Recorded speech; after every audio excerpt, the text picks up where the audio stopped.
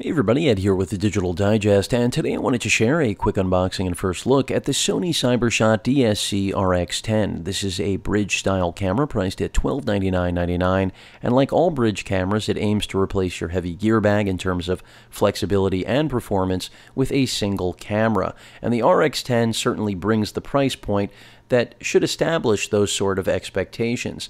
Often with bridge cameras over the years, the compromise has been too much to overcome. The RX10, on the other hand, seems to be a whole nother breed of bridge cameras. In my opinion, maybe the revitalization of the bridge actual class altogether. Panasonic has done a great job on bridge cameras from the beginning up to current, but they don't have anything to match this, and you'll find out why through the course of this unboxing. So at $1,300, again, very expensive, but the RX brand is about being the top of the CyberShot pyramid in terms of performance and, of course, price as well. In terms of what you're getting in this camera, you already saw an actual picture, and you'll see it out of the box shortly. But in terms of actual specifications, you can see we've got that 1-inch XMR-R CMOS sensor, which is the exact same one found in the RX100 Mark II. So if you're familiar with the performance of that camera, as well as the RX100, then you already know what to expect from the actual sensor when it comes to photographic as well as video capability. But then the most impressive part, much like the RX100 and Mark II, is the glass that has been paired with this sensor. Here we've got a 24 to 200 millimeter constant f2.8 aperture across the entire range there, simply unmatched when paired with a sensor in this class. A 3-inch tiltable LCD, much like most of Sony's higher-end interchangeable lens cameras, as well as some of the other CyberShot HX series cameras like the 300, and that's what this is sort of a hybrid or offshoot of. We've finally got a substantial or legitimate sensor, I'll say, with very good glass paired into a body that really, again, aims to do everything. In terms of video capability, you do have AVC HD as noted right there, and that's pretty much standard fare, but this camera does shine, again, in the video department as well. I'll talk about that as I continue the unboxing. And in terms of output, you do have 4K capability. You can see that right there in the right-hand corner. Wi-Fi and NFC also becoming standard fare on Sony cameras, at least the high-end ones where you are actually paying for it. Beyond that, we've got just the balance of branding because, of course, we've got Dolby certification here, HDMI, as well as the Play Memory Store being plugged.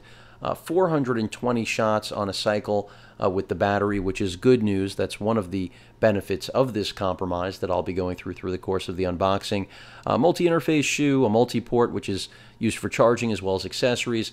So a really versatile camera, very expensive. The last side of the box here details the balance of accessories available.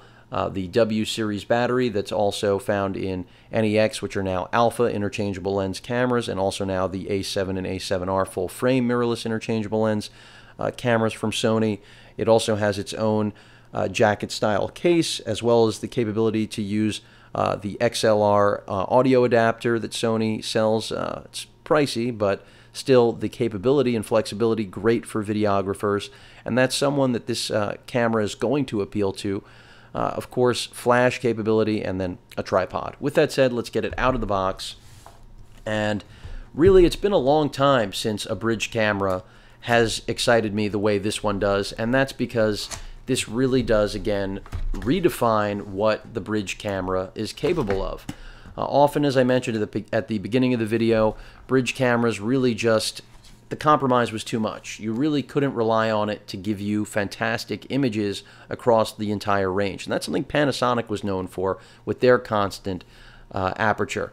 But here, as I go through the paperwork, setup guide for the Wi-Fi and NFC, and your general instructions there, here you're actually getting a sensor that's far better than what you'll find with any other bridge camera on the market. But you are paying for it, no question about it. In terms of packaging here, nothing really noteworthy. You know, Sony really sticking with what works. As of late, they've been using the alpha orange stripe that you saw on the exterior of the box right here across all of their cameras, and that's because they really do want to redefine or reestablish the alpha brand as it is, which is, you know, their top of the line. Let me put aside the box. Let's take a look at the body, which I can already feel the lens hood moving around here. And I can also tell you this is a relatively hefty camera, but for good reason. It's because of that Zeiss glass that you're getting. You can see the lens hood right here. Put that aside. Plastic lens hood, nothing to get excited about, but lens hoods aren't generally what are of interest when it comes to something like this. Go ahead and pull off this lens cap, which, by the way, is done in the exact same style as the RX1 and RX1R. Piece of dust there right on the lens as I open it up for the first time. But there you can see the Zeiss glass all inside the enclosure right now. It does extend, and it does actually show a range. I'll try to power up the camera if there's any charge on the battery.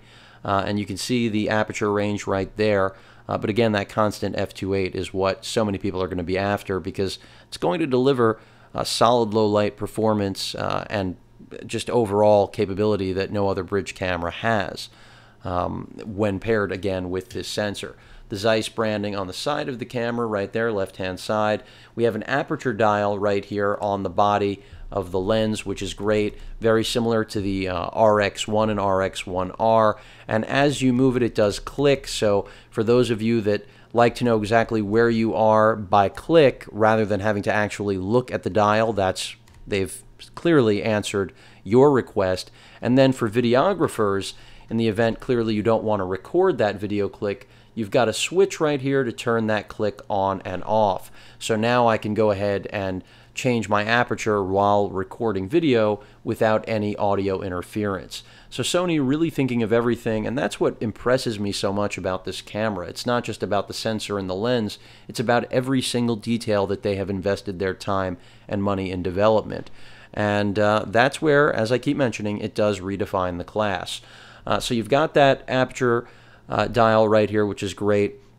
In terms of the rest of the body, we have our actual exposure compensation dial here on the right-hand corner, pretty much where Sony's been putting it on all of their cameras lately. Again, the higher-end ones that actually incorporate more manual controls. Customizable button right there. Our shutter release, our on and off switch is right here. This is the zoom toggle. Shutter release pretty much borrowed again from the RX1 and 1R, something that Sony has been doing these days. Our mode dial on the left side. We have a multi-interface shoe flanked by stereo speakers, or excuse me, I meant microphones, clearly. Our flash button right here, pop-up flash.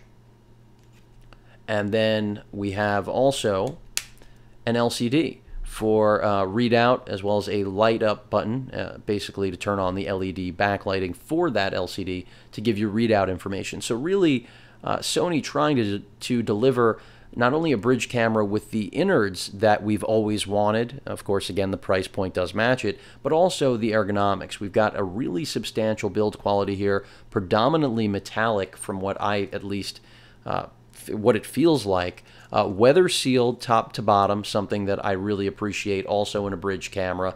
A little front heavy, but very compact. I mean, when I compare this to taking out something like my NEX, any of my NEX cameras with an 18 to 200 power zoom lens, which is about as close a comparison as I can get to what the RX10 represents, this is just a beautiful package. You also have a built-in neutral density filter, something you're not going to get on any interchangeable lens camera. Of course, not that anyone would expect it. In terms of other things that you should be aware of, the viewfinder on here is OLED based. It does incorporate the same sensor technology that most of Sony's high-end interchangeable lens cameras have, as well as previous generation HX cameras, although the 300 model did do away with it. So that's a good thing to see, but it doesn't have as high a resolution OLED as you'll find in the more expensive interchangeable lens class cameras from Sony. The LCD, as I mentioned before, does actually have a decent range of motion. Doesn't come around, none of Sony's LCDs do, but I expect solid performance out of this. The button layout here on the back, pretty much standard fare for what Sony's HX line looked like in the past, and that's not surprising because this pretty much is the RX of HXs, and those of you that are Sony fans know exactly what I mean. So you've got all of the buttons you have come to expect. They are made out of plastic. your record button right there. Menu is on the left side. This is becoming standard for Sony. This is your jog dial for going through menus, your function button. There is quite a bit of customization considering this is a bridge camera. Also, your adjustment right there for the actual viewfinder. And then right here we've got our NFC contact point. You can see the logo, so if you have a smartphone that has NFC on board, you'll be able to instantly pretty much activate or start up the Play Memories application and then take control of the RX10 using your smartphone or compatible tablet. You can also do this over just Wi-Fi directly. Of course, using NFC still uses Wi-Fi directly. It just takes the hassle out of actually having to open the app. Just more seamless in terms of the experience. So this will work with both Android and iOS devices, tablets, and phones alike. And that's really limited right now, as far as I know, just to a remote control, Sony Smart Remote Control application. Your memory card slot is right there. And again, love that everything is weatherproofed, and the build quality here is just incredible. I have to say, really, really solid. Activity LED right there for writing to the card. Wi-Fi branding right below the actual menu button. And then right here we've got the balance of ports that are applicable for this camera, which basically equate to our audio output and input, as well as charging and HDMI. So you can see at the top we've got our mic input. We've also got a headphone jack output for monitoring our audio. A multi-port, which is essentially a micro USB port, the same type of cable you're going to use to charge your phone. You can charge this camera with. By the way, it does charge its batteries internally. Some of you won't favor that, but that's what Sony's been doing standard now for many, many years. And then finally, a micro HDMI out, again, capable of 4K raw output. Keep in mind that that multi-port is dubbed a multi-port because there are accessories designed that are dedicated for that, such as shutter releases, or excuse me, remote controls and other devices. So Sony really taking their HX line and essentially putting it on steroids here, between getting, you know, that 1-inch sensor that is not only in the RX100 and Mark II, but also in their QX line, the lens camera that I reviewed in the past. So an incredibly popular sensor that does very well because, quite frankly, everyone's happy with the results. And I expect to get a lot of keepers out of here. Autofocus isn't going to break any records. This does rely simply on contrast. You're not getting phase and contrast. Remember, this is a point-and-shoot camera. But what's really cool about it is that it does have Pro Series menus. You're not going to be looking at the traditional CyberShot menu experience. In terms of branding here, just again reiterating that 1-inch sensor, 20.2 megapixels, and let's see what's on the inside. I bet I've pretty much covered it already, but Wi-Fi, NFC, the OLED True Finder, the multi-interface shoe, which I mentioned briefly, and I'll reiterate what you can do with that again. And then again, that 8.3 times range, 24 to 200 millimeters with the constant f2.8. You also have clear image zoom here, so for those of you who are looking at this and saying it's not enough in terms of focal range, remember, you do have clear image zoom. And even though that is going to crop, it's still going to be better than traditional digital zoom, or magnification as it really is. The multi-interface shoe, I mentioned XLR adapter can be thrown on there. You can throw all sorts of different things, external mics in general, flashes. I mean, it really does take your customization of what this rig, or what you can turn this into when it comes to turning it into a video rig, to another level. Keep in mind, you are limited to 29-minute video clips with this camera, so even though it's a great video camera as well as still camera, it still isn't the perfect video camera. But I think for an all-in-one, which is what it's attempting to be, that's where it hits every mark. So build quality and what I expect on the image and still side really to be unparalleled. Let me put the camera aside here. And the lens cap, which, by the way, even though it's exactly like the RX1 and RX1R, it's plastic. Not that that's surprising, not metal. And also, I want to check out where the camera is made. I did not look before, but I'm expecting it is made in China, and yes, it is. Made in China. And I did forget to show, of course, the battery bay down here, which once upon a time also would take the memory card, but Sony has been standard now, putting them in different locations, keeping the battery at the bottom, everything else on the side. Let's see what else is in the box. I'm not expecting a whole lot. I'm expecting at least a charger and a strap, and it looks like that's exactly what I've got here. So right here we're looking at the RX10 branded strap, and you know, seems decent enough. It's actually pretty thick considering it's an included strap. The branding, I always like Sony's orange alpha pinstripe, so you're not going to hear any complaints from me. I don't love that it says RX10, frankly, because I don't want to advertise what I'm carrying. If the thieves don't know, we don't need to let them know so they can Google it on their smartphone. But that's not a real criticism. Clearly, I'm joking, but nice to get a strap that actually isn't ugly, at least in my opinion. And then we should have our W series battery. Yep, that's exactly what we've got here. And I will see if it has a charge.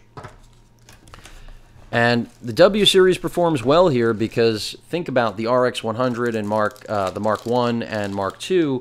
Both were relying on a much smaller battery, so here we're getting much better performance.